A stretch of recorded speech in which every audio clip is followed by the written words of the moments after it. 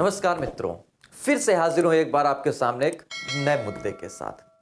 अर्णव गोस्वामी का तो नाम आपने सुना ही होगा, शायद जानते भी होंगे और बखूबी से शायद देखा भी होगा।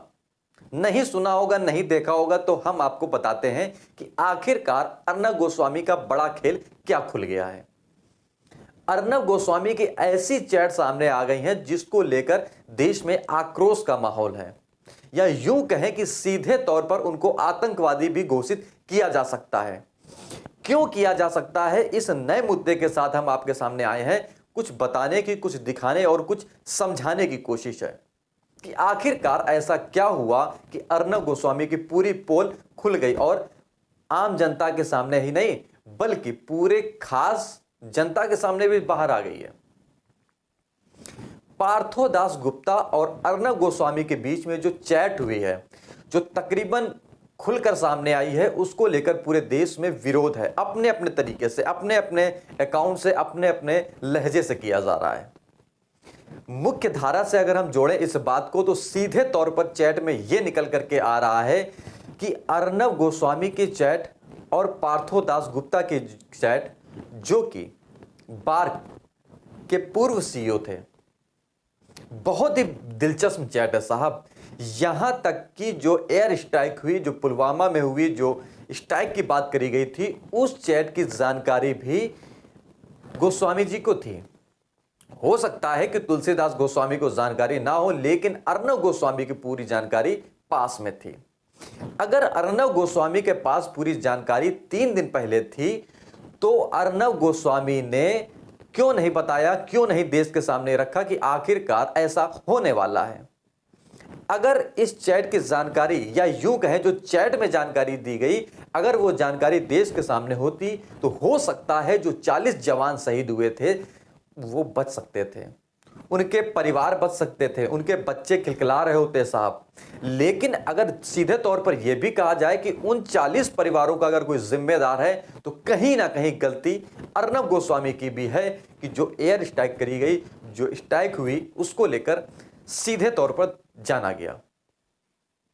मुंबई की क्राइम ब्रांच ने जो 3600 पन्नों की चार्जशीट पेश की है मुंबई हाई कोर्ट में, उसमें तकरीबन 500 पन्नों की चैट है साहब। उन 500 पन्नों में अलग अलग चैट निकल करके आई है। अगर हम ऋतिक रोशन की बात करें तो उनको बेवकूफ बताया गया है, और वहीं अगर कंगना रनौत की बात करें तो उनको एक बीमारी से ग्रसित महिला बताया गया, यानी कि सिजोफ्रेनिया। एक चैट में यह भी निकल करके आया है कि कुछ बड़ा होने वाला है। 23 फरवरी 2019 यानी कि बालाकोट स्ट्राइक के 3 दिन पहले ही तो उधर पार्थोदास गुप्ता यानी कि ब्रॉडकास्टिंग के जो पूर्व सीईओ थे, वो कह रहे हैं कि क्या दाऊद, क्या कोई स्ट्राइक होने वाला है या उससे कुछ बड़ा। अर्णव कहते हैं कि स्ट्राइक से सरकार जनता को खुश कर देगी। 5 अगस्त 2019 को सरकार ने कश्मीर से आर्टिकल 370 हटाया था साहब। उसके 3 दिन पहले यानी कि 2 अगस्त को पार्थो पूछते हैं कि क्या 370 हटने वाली है, तो अर्णव कहते हैं कि मैंने ब्रेकिंग यानी कि ब्रेकिंग न्यूज प्लेटिनम स्टैंडर्ड तैयार कर लिया है। यानी कि ब्रेकिंग के बादशाह कहे जाने वाले अर्णव गोस्वामी को सीधे तौर पर सारी चीजें पता थी। अगर ये सारी चीजें पता थी, सारी जानकारी थी, तो क्या फिर वही बात मैं बोलूंगा कि जो 40 जवान शहीद हुए थे, जो स्ट्राइक हुआ था, उसमें उस जवानों की जो हत्याओं का अगर हत्यारा कह सकते हैं तो वो सीधे तौर पर ना कह करके कहीं ना कहीं जिम्मेदारी फिर से कहूंगा कि अर्णव गोस्वामी की है कि आखिरकार देश की सुरक्षा हो, या चाहे प्रदेश की सुरक्षा हो या परिवार की सुरक्षा हो, जिसको लेकर अर्णव गोस्वामी जानते थे लेकिन उन्होंने सामने नहीं रखा।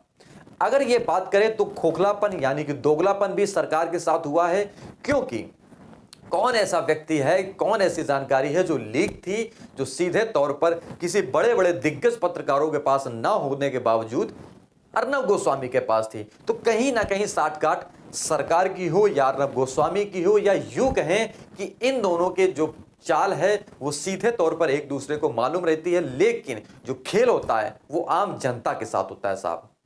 आम जनता उसमें पिसती है। सलाम करूंगा उन जवानों की जो शहीद हुए थे इस स्ट्राइक में, लेकिन कहीं ना कहीं जवाबदेही अर्नब गोस्वामी की है। प्रशांत भूषण जो इस समय वर्तमान में हाई कोर्ट में यानी कि सुप्रीम कोर्ट में जो वकील हैं, उन्होंने भी बहुत दलील दी है, बहुत सारी बातें बताई हैं, बहुत सारे पन्ने रखे हैं, या यूं कहें अब वर्तमान में इनकी चैट्स सारी जगह लीक हो चुकी है और थोड़ी बहुत नहीं साहब, एक से एक बड़े दिग्गजों के बारे में इन्होंने बोला है।